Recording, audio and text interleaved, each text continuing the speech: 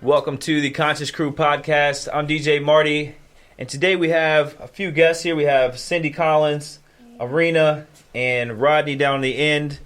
Our topic for today is finance, so how to save that money, or at least invest wisely with that money. First, we want to shout out to our sponsors. We've got Des Moines Brothers Entrepreneur. We've also been working along with Fong's Pizza, Court Avenue Restaurant and Brewing, Inner Space down here in downtown Des Moines, and the Copper Cup, also on 4th Street, downtown Des Moines. Thank you to all of our sponsors. Go check them out. Been a huge support to this podcast. Also, be sure to check out ConsciousCrewMovement.com, where you can find all of our blogs as they roll out, and you can also find more of these episodes and some more information about us as a collective. I'll go ahead and let Arena bring it in. She is the one that brought this awesome topic to the table. So what you got for us today? Well, first of all, how many of us have had some type of financial problems in our life? Shmee. Everybody. I mean, everybody who is living has had some type of problem. Or what about Donald Trump, though? He got problems, too. That's why we ain't seen his ass. I'm just saying, my opinion. All right, fair enough. But a lot of the problem starts from people, living paycheck to paycheck and not feeling like they have anything to start saving with. And that is the most important thing, is to actually start a savings. How many of you guys have savings? You do? Mm-hmm. Yep. You guys are so responsible. Yep.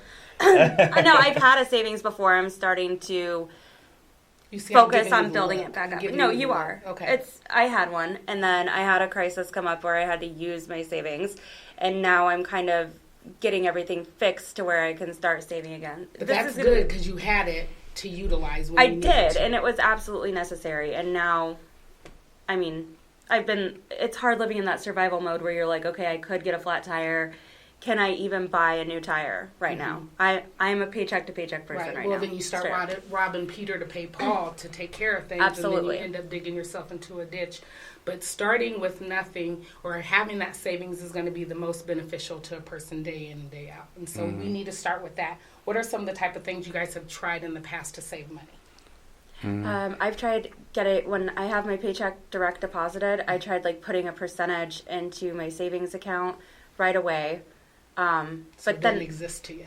Right, but it did, because all I had to do was hit a button to transfer it back over on the app. So, I mean, My savings that I have set up aside from my main bank, like I bank at Wells Fargo, but my credit union is where I keep my savings. It has nothing attached to it. There's no ATM card. There's no checkbook. There's no nothing. Once that money is there, it doesn't exist to me. You'd have to go to the bank to get it. Right. But Okay. even when I go to the bank to get it, I make sure that they have forms of ID. So I just can't go in there and be like, I need money. Like I have it. Nothing can come out of that savings account. You can't. Wow. I can't call and have, I need this payment made. Nobody can send in for a payment to be direct deposited out of it or anything. There's nothing that can. And that's because that's my life savings. And if something happens to that, it's gone. And so having it to where nobody can get to it is very important to me. And not being able to just push that button to have it transfer or, available to you is important to cut that piece out of it. So the paperwork and stuff that you have to sign, what are the reasons that would allow you to go in and get that money out? What would it be for you? What would it take for you to go into that savings account? Basically? I would have to be real hungry. Like I can't go in there for any reason to get it out. I can go in there and take it out, but I make it not exist to me. So if that's I go, what I do. Yeah, That's it perfect. cannot. I mean, if I'm hungry, I'm going to have to pick up some extra hours. Sorry, Oh, no, or you I'm get going to have to cash in some cans or whatever. This is my budget. This is what I spend, and when it's gone, it's gone. And I can't just go into my savings and pull anything out. So what do you plan that? What's that savings going to be used for you? I don't know. A rainy day. Yeah. It's my life. Or is savings. it like retirement money? No, I have retirement plans, so it's just, it would have to take something, me and my husband both have to agree, like, I can't just go pull it out without, we have to know what's going on together. And so we both would have to approve that amount, the money to be taken out of there. Like, I know we want to go on vacation, but I've been saving my pennies and saving cans and taking stuff into the consignment store, and we've been cleaning out, so I've been selling all that stuff. So my vacation's paid for. So now I don't have to even go in there and take it out for vacation. Anything I can do to not touch that money is the important piece of this. Would you ever put it would that be an investment fund? I don't know. I'm You're not really, cheap. I'm you're not an scared. I'm entrepreneur nervous. like that? Yeah, Okay. no, I want to keep it. It's mine. I don't want nobody taking a percentage of it. Yeah. I'm gonna add on to what you were saying. What I do is I take 10% of what I make, and then I call it like tithing to myself, like how you would tithe to the church, or I tithe to myself, and I do the same thing that you do. It just doesn't exist. It does not exist. If somebody asks me, "Hey, you want to go out?" Nope, broke. Or I pick up extra hours, Yeah. or I do something that makes me be able to not have to dip into that money. Perfect. And the thing, the whole saving pennies and saving change, that is a very important piece in my vacation. It's important in my school shopping for the kids and stuff like that. I'm able to do almost all of that off cashing in cans. I pay for my daughter's whole first year of college off cans, because we took the cans, which were donated through friends. I would pull them out the garbage cans, everything, anywhere I can find cans. And we took those and we got bonds as well. So I put half in her college fund and half in bonds that she still hasn't cashed out, that will be there for her later, which cost me nothing. So that $25 bond that I got is now worth $50, and it cost me nothing to get that bond for her. That's awesome. And That's so, amazing. And you help with recycling and being Clean it up, sustainable. Reduce, reuse, recycle. Yep. So That's about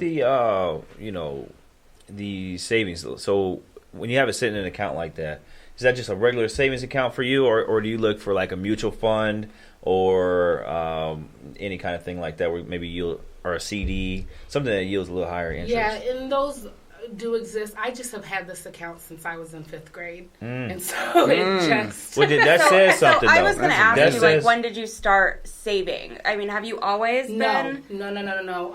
I just not recently. I started saving. My son's 14. We did our financial journey at about 16 years ago. Is when this all started, because I was a single mom.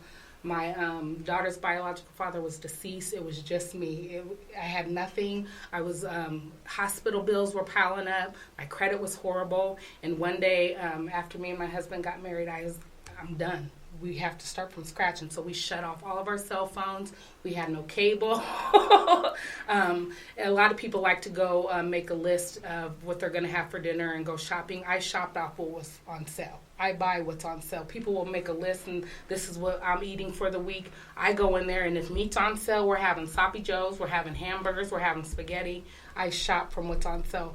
But no, originally it was, I wish I could say I started in 5th grade, but I did for a little bit there, but my financial journey started about 15, 16 years ago. And that's when I was down and out, and I had nothing. My credit score, oh my goodness. So that's another thing, is people, they don't want to do without anything, Yeah. So It's hard. I'm even looking at my budget like, do I really need this cable TV? Because sometimes you have to sacrifice to balance I that haven't had budget, cable. so that way you can build that savings. You know what I mean? And they say, don't save what's left. Make saving a part of your budget or your financial plan. It has to be. It has to be. Yeah. Because a lot of times we do, I could put this $50 away, but I can go out tonight, and so Yeah. it has to be, like you said, it's a bill, it's a debt, basically, to your paying into yourself. Yep. Right, and that's beautiful how you're doing it for your kids too. They say you should Yes. have a That little was fun. the most exciting thing was being able to pay. And she went to DMAC, which is, 2-year college. And so being able to pay for that whole first year in cash, no debt for her, was amazing. That is amazing. Absolutely. What's some other things you did did you do more besides just take the bills, and what's some other tips that people could get? Well, when I first started my financial journey, I didn't have the money to buy the Dave Ramsey books. I like that guy. Yeah, I did he not have the money. puts people in their place. Right. I've been listening for a while. But I didn't have the money to purchase the book, so I kind of went online and I kind of researched a little bit of his ideas and just kind of came up with my own. But that's snowballing. Have you ever heard of that? Yeah. In an emergency fund, $1,000 emergency fund first. Oh, Yeah. it is life changing. It is just life changing because you take and you do your debt from based on interest rates, how much is owed, how long you've had it, and you make a list of how you want to pay it off. So every time you pay off your first one, let's say you pay $100 a month, now that goes down to your second one once that's paid off, and you just collect. It's like a snowball. It keeps getting bigger and bigger. So the theory is basically to pay the smallest debt first. Depending on the interest rate. Because you can have you have to. I thought he says. So if the debt is like $475, but the interest rate is 27%, that's going to be more of a debt. I mean, So basically, in the long what run. he says, from my understanding, is say you got 3 debts. One's $200, and your payment's $50. You got a second one that's $1,000, and the payment's $100. And you got a third one that's $1,500, and your payment is $125. Right. You pay the $200 off first, and you're making your minimum payments here. So you pay the $200 off, then you can take your $50 payment from the $200 Right. and apply that. So you're paying $150 on your first one, on your second one. Right. So it just stacks that way, so you can pay more on each one instead of trying to just pay those minimum payments and pay an extra $20 on each one. His theory is to pay off the smallest one and apply that whole payment onto your next debt. And for me, it I was. like that. I did mine. Like I said, I couldn't afford to get the whole book thing, but I sat down and I based mine off the interest as well, just because sometimes those interest rates, they'll kill you. I mean, you're making $100 payment, but $100 of it is going to interest. It's not benefiting you. So, and a lot of people forget too, when you make those extra payments, put it to principal payment only. A lot of people will, oh yeah. because you're paying Pay interest ahead. based on the principal of it, and so you want to keep bringing. So that if you have down. like a car payment or something, you want to make sure that the extra payments are going towards the principal. yes, principal payment. Okay. Good information. That's good Absolutely. information. And I would say another thing, one way that recently, because I've been trying to pay off debt and start a savings, and does he say that you should have a savings before you start paying off debt? Because Yes. I've been trying to build my credit. Basically, my future goal is to buy a house. So I want to have a savings, obviously, improve my credit. The first thing that he says is the does he say the $1,000. savings is $1,000 is the emergency because you need savings. an emergency Okay, yeah, savings, I remember now. right? Which I used to have, and then I don't. But you can get that built back up. But I do remember when Gotta I had a sacrifice. savings and everything. One thing, we lived like, I mean, we lived way below our means pretty much, like my family did. And one thing is like we went to the library a lot. Like there's things that you can do for free. They have like free movies in the park. There's a lot of different things that you can do to save money and still entertain like your family and stuff like that. The Urbandale Library has movies, video games, books, classes, all kinds of stuff. So, I mean, Parks are always free. parks. There's a lot of different things that you can do, and cooking at home is a huge one for me. Me too. Yep. Man, you can get some But rice. we've Get been- you a rice machine. And that's one Yeah, thing. rice, vegetable, meat. I'm You know what I'm guilty. saying? The reason I Or don't noodle, have sauce, meat. You know what I'm saying? Or you know what I mean? Yeah. So yeah, you Absolutely. can I've still have been going good out to meals. eat a lot lately, and it's been horrible. It The is. cost. It really adds up. I was looking at my bank account the other day, and I'm just like, okay, food. Right. $30 Tips. at a at a restaurant. That's one meal. $30 at the grocery store. It's a That'll couple. stretch you. You know what I mean? That Right. gets you a Plus few days. leftovers. I really like that theory of buying what's on on sale. sale. Yeah, absolutely. Yeah, It saves me a ton of money. But the other thing too is, when people say I don't have anything to save, yes, you do. It became a game for me, and so it was like, okay, let's say I used VO5. Okay, where do you think that is the cheapest at? If I had to think, the dollar store. Well, all these. Could be Dollar Tree. No. Maybe Walmart. No, Menards. Really? Wow. It's 98 Wow. cents at Menards. Nice. There's this app called Crazy Coupon Lady, and they will tell you like where you can actually get. You can kind of mix and match coupons and stuff at places like Menards. That's a weird place that you can mix and match coupons.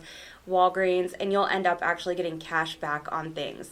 There's also this app called Ibotta, IBOTTA, and it's kind of works like reverse couponing. So let's say you go to Walmart and you get the stuff on the app, you upload your receipt and you'll get like $1 back on yogurt or, you know, they usually have combos where you can buy chips, salsa, and like a bottle of liquor or something, and you get $5 back, or shampoo, $1.50 back, and you upload it to the app later instead of giving the cashier coupons. And it's a really, really good app. Nice. And I've actually gotten like, after one grocery store trip, just from buying stuff on the app, I've gotten like $20 cash back, and you can either get that's it a savings. right into your That's bank account. $20. That's true. That is real money. I got real money into my bank account. This is info that I did not know. Well, I'll show it's- you guys the app later. Yeah, absolutely. But it's finding, you know, so if you knew you spent $1.05 on VO5 and now you paid 98 cents, you take that little bit it doesn't seem like anything, but it adds up so fast, and over the year it really, really does. But you take,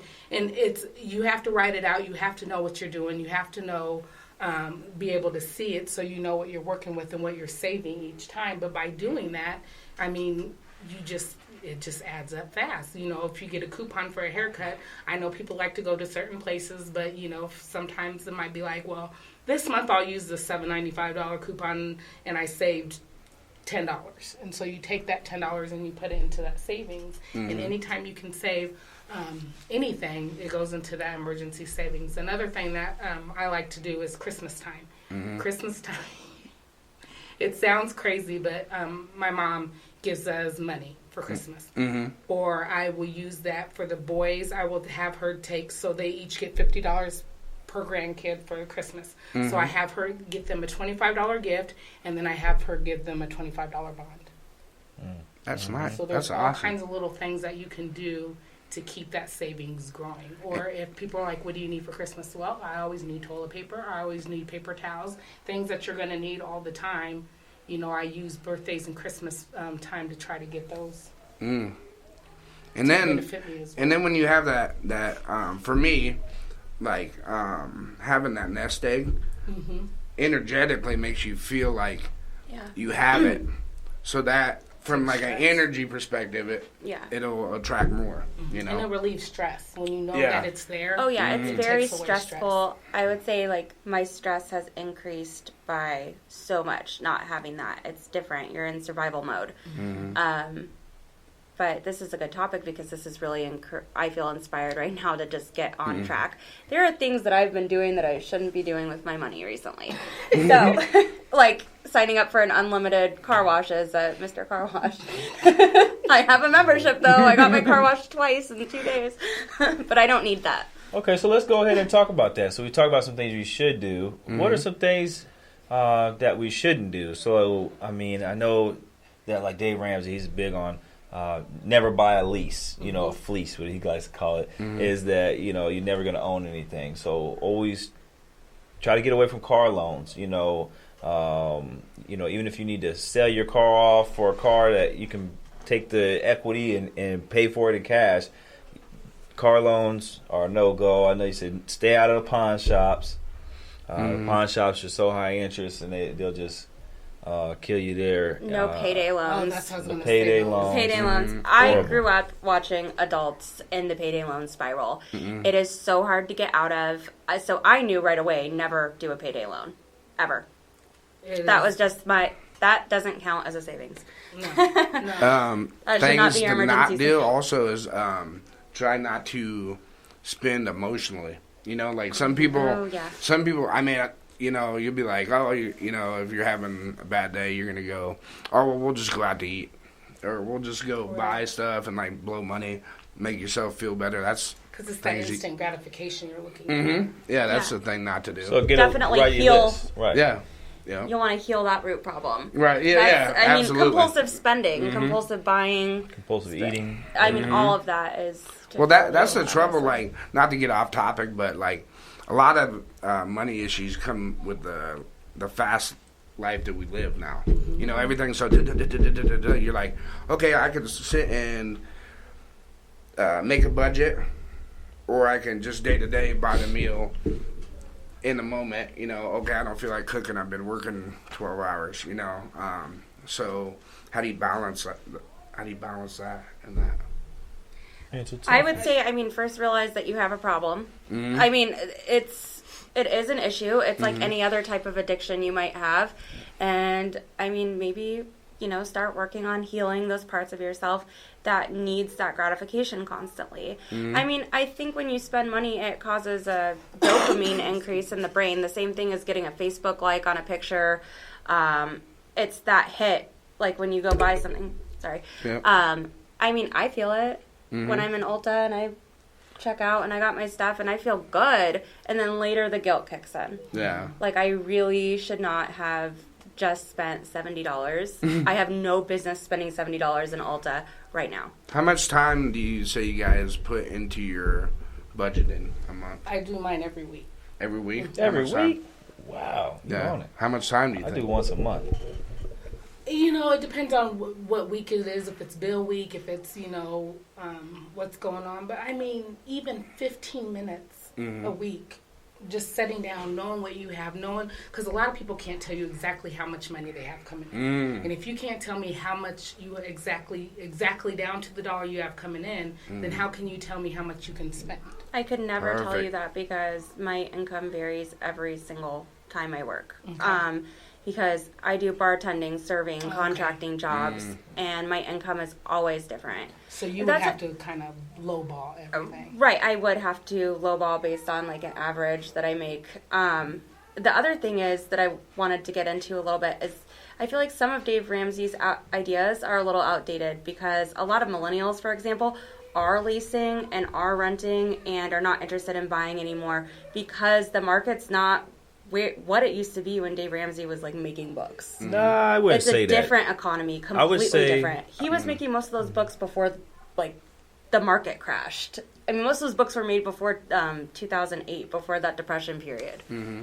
I would still say, I mean, if you look at the base reason why he says do not lease a car is because simply No, right. you will never own that car and you will only ever have to pay for a car.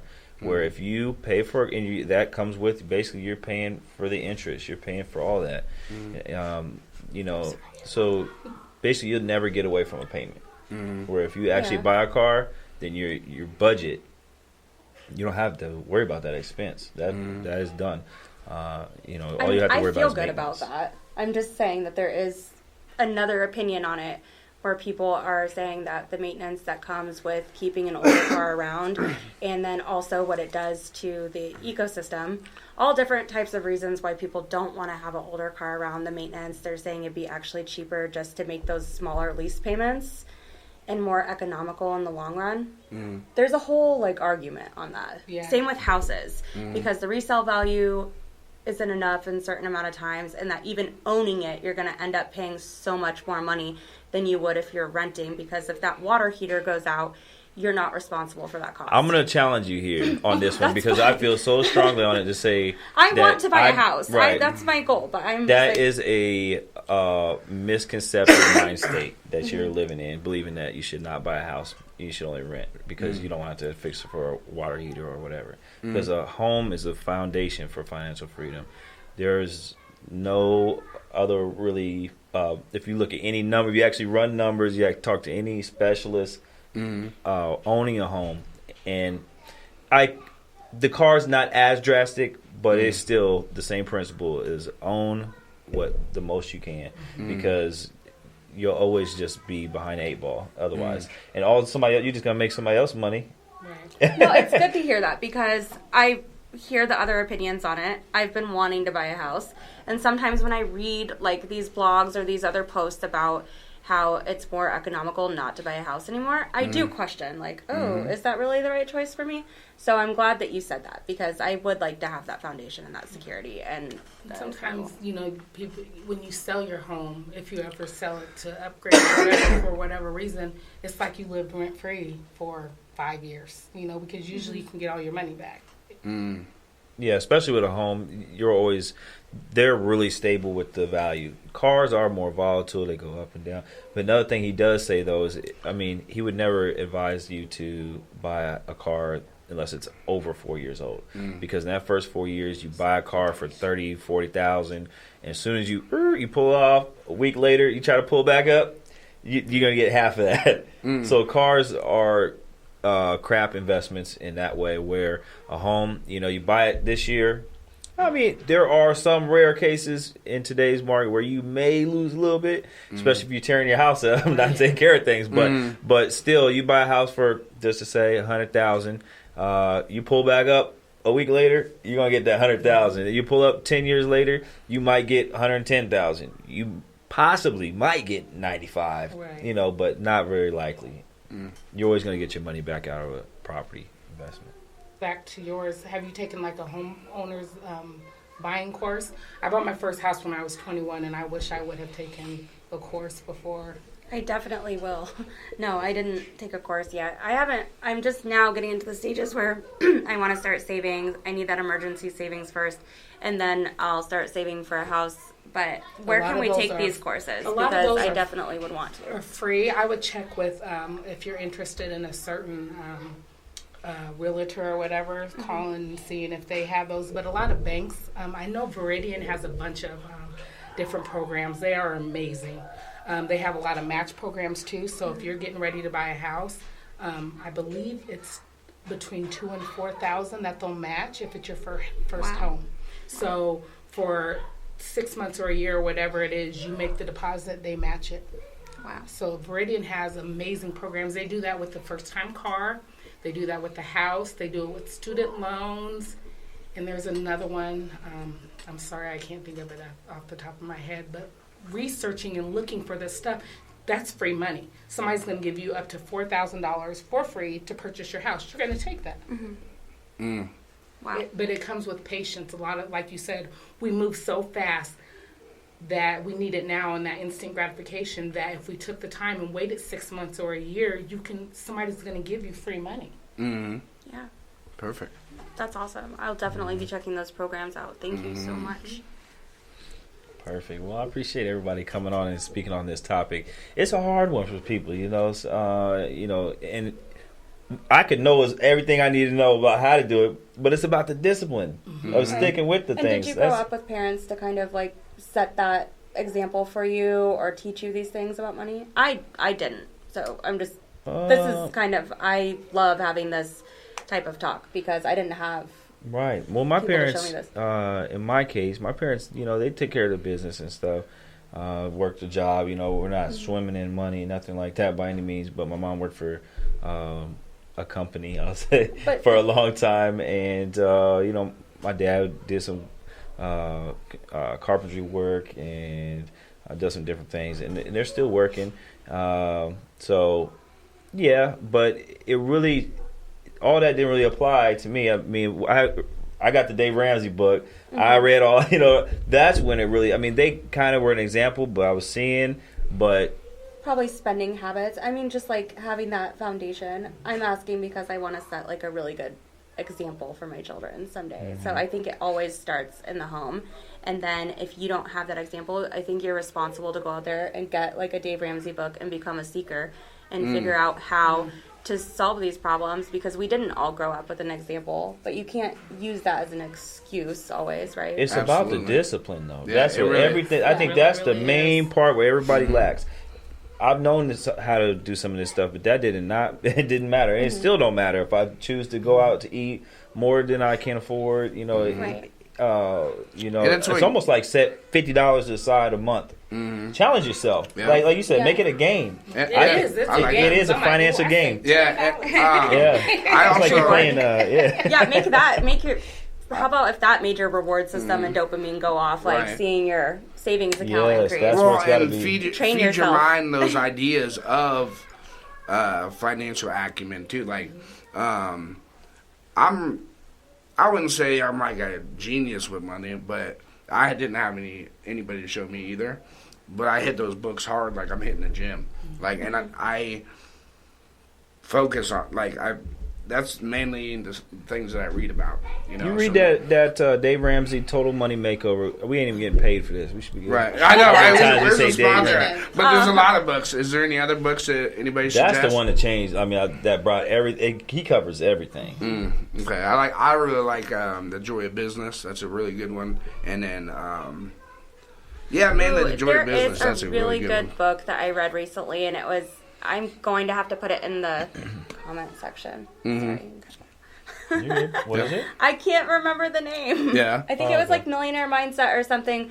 But it literally goes into how every $5 coffee that you spend, and it shows you the math on how it can accumulate into more and more and more. Yeah, if you were saving that money. Yeah. See, I'm a big investor. I'll take a little more risk than, but like for me, I'm in the DJ business. So instead of me having 5,000 sitting there, sometimes it's just an extra amount of money. I look at it like, okay, well, I can get another DJ set up for that. And then I can, that's just where I'm at in my business right now. So But there's a big picture for you. and it's not as volatile as, like, hey, I'm going to invest in something I don't know. I know, if you know certain things, then you're more confident in it. But yeah. Absolutely. We talked about that one time where, like buying things that can make you money. Like if you spend the money for a lawnmower, mow your neighbor's yards. Snow blow your neighbor's drives. Right. All those things can be things that you use to make. Like buying tools, Yeah. buying your work tools. Yeah, anytime that you make a purchase, just be like, hey, is there an opportunity for, now you don't have to start a brand new business, but I mean, if over the year you mow your neighbor's yard 12 times, then you paid for your lawnmower. Right. Right. Yeah. That's not too much extra work, Just a little extra exercise. Right. Yeah, certain little things like that. And then just looking for opportunities, So. All right, y'all. Well, I appreciate this conversation. Thank you. Thanks for having us. Thank you sure. so much. All right. Save your money.